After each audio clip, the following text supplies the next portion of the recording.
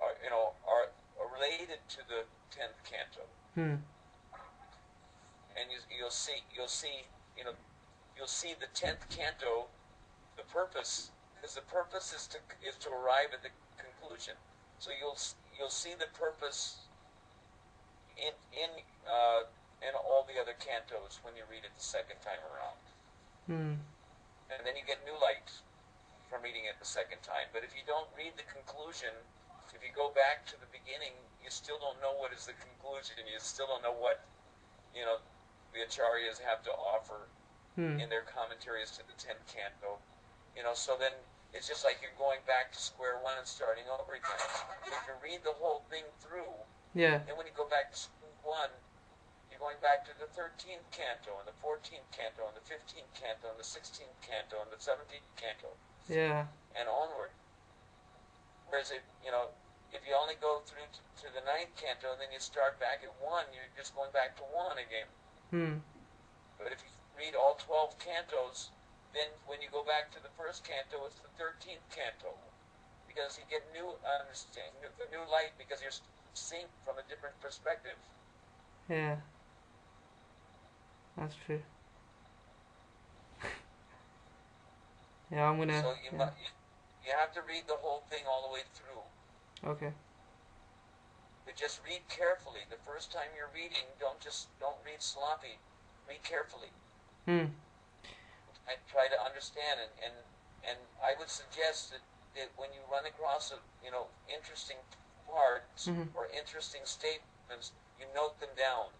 Okay. That's something that I didn't do that, but I regret that I didn't do that, because many times when I want to refer to something that I read which was very interesting, I can't remember where I read it, Yeah. because I have a Kali Yuga brain like everybody else. Prabhupada said, remember means remember to write it down. Yeah. Definitely. So it's a good idea to at least certain key statements, when you run across key statements which are like valuable statements, with regard to various issues, Mhm. then you then make a note of it, and which purport, which verse, which purport, like that something is found, so Yeah. that you can refresh your memory when you need to discuss things in the future. You'll need to as a preacher, you'll need to discuss points in the future. Hmm.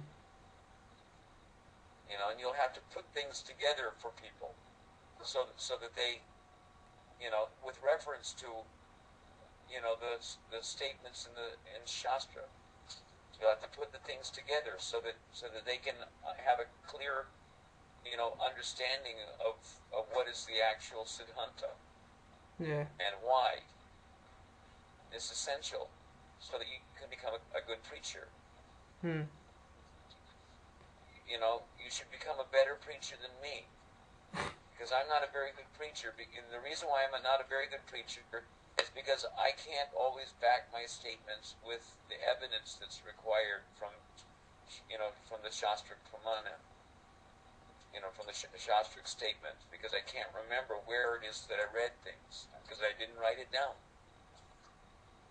Yeah. So you write things down, so that in the future, when you become,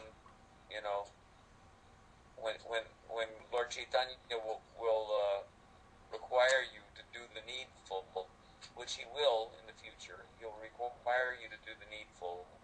So you should prepare yourself for being able to do that job better than whatever I've done.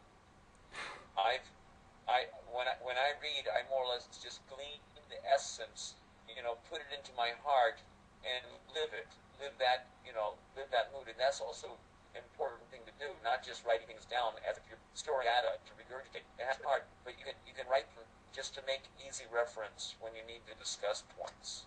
Yeah.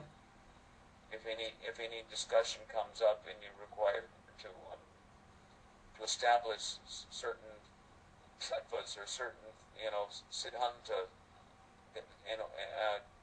to let's say put things in a more Krishna conscious perspective than what perhaps other people or even other devotees are able to do,